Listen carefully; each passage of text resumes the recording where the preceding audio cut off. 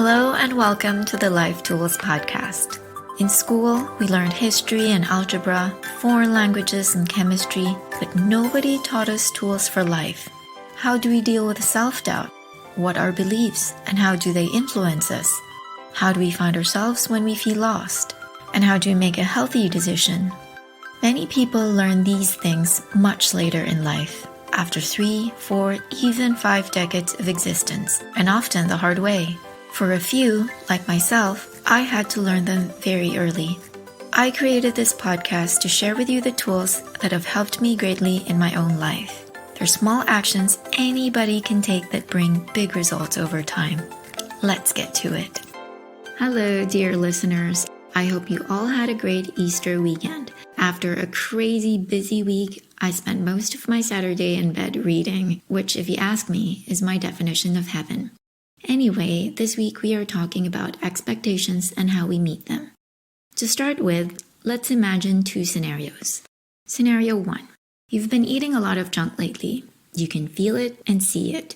You feel sluggish most days, you start panting going up a flight of stairs, and you need to hold your stomach in to be able to button up your jeans. You miss waking up full of energy. You want to lose a few pounds and tone up a little. Nobody's been telling you you look fat though. It's just a few pounds difference from your previous weight. It's not that obvious, but you feel heavy and you don't like it. So you resolve to replace the processed foods you've been eating with whole foods and to exercise 20 minutes a day. Scenario 2.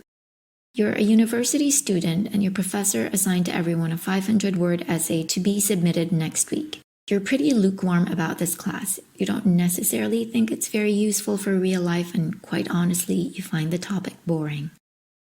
Going through these 2 scenarios in your head, which task do you see yourself accomplishing? Is it only the first, only the second, both, or none? According to your answer, you fall into one of the 4 tendencies. The 4 Tendencies is a theory by Gretchen Rubin about how people meet inner expectations and outer expectations. Scenario 1 presents us with an example of an inner expectation. You want to lose weight and get fitter. It's what you want for yourself. Nobody is imposing this on you. Other examples could be you want to write a book or learn to draw or do yoga 3 times a week, etc. An outer expectation, on the other hand, is an expectation from an outside person or a task someone else imposes on you. Like in scenario 2, it's your professor who expects you to be handing in your essay next week. Other examples would be a work deadline or a friend asking you to do something, maybe your parents requiring you to get straight A's, or your fitness coach pushing you to do 25 push-ups instead of 20. If you see yourself in scenario 1 likely having a hard time losing weight and getting fit because it's just you and yourself with nobody there to push you, but scenario 2 is not a problem, you will turn in the essay because you know your professor is expecting it, then you are what is called an obliger. An obliger is someone who easily meets outer expectations but has a hard time with inner expectations. They're far more likely to keep the promises they've made to other people than the promises they have made to themselves. You could say that this type has a bit of a people-pleasing streak. On the flip side, we could also say that this person is very reliable. We can trust that they're not going to miss the deadline and they will get the job done.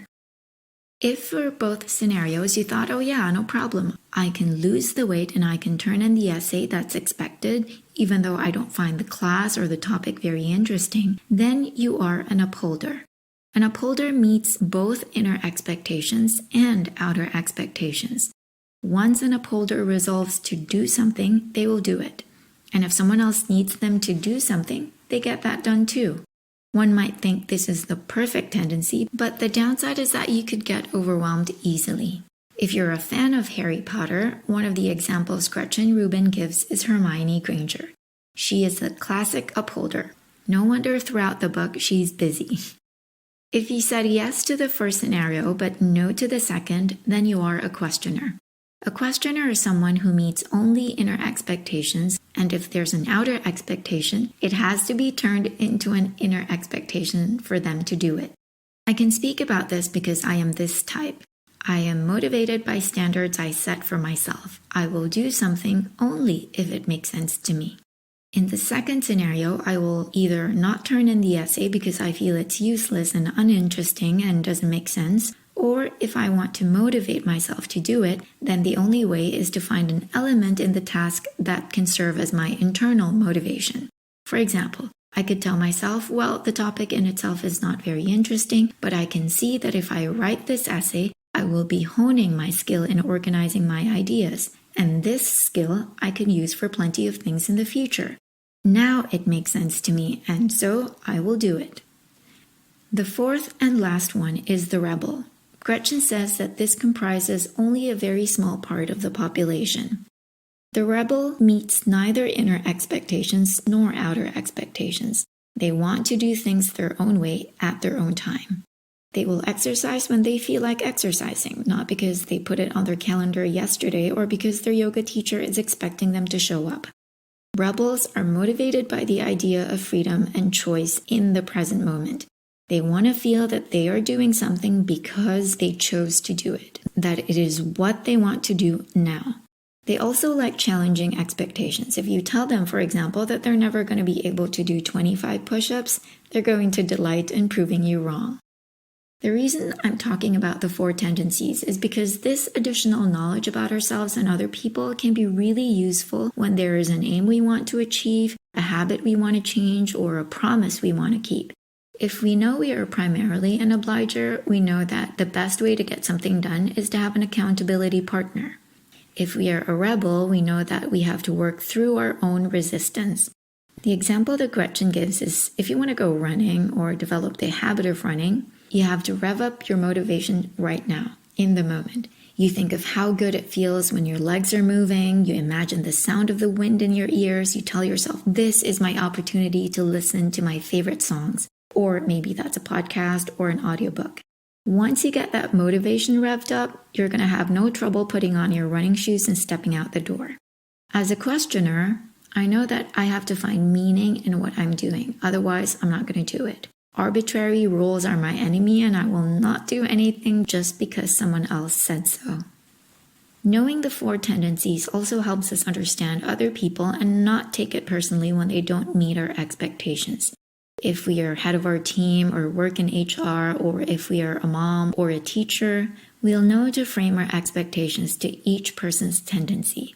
If you have an obliger in front of you, you know you can say the request as it is. But with a questioner, you have to give the why behind the task and connect it to the why of the person. If you have a rebel, you can give them the information, the consequences, and the choices that they have, and then leave them to make the choice. We can look at it this way. By working with a person's natural tendency, we are respecting the fact that different people are motivated by different things. We are going with the flow of a person's personality instead of against it. The rebel is motivated by freedom and choice, the questioner by logic and meaning, the obliger by harmony with other people, and the upholder by harmony both with themselves and others.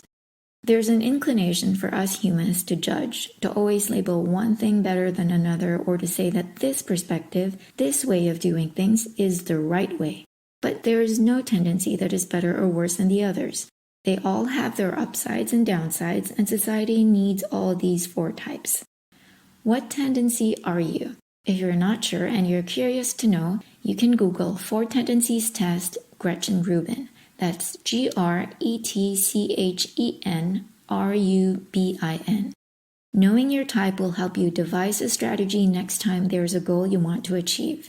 Knowing other people's type will also let you know why they do or don't do things. That's it for this week. If you found this helpful, the two best ways to support this podcast is to, number one, leave it a 5-star review on Apple Podcasts so that other people can discover it. And number two, share it with your network so that it's available to those who might find it beneficial. Thank you for listening and have a great week. Bye.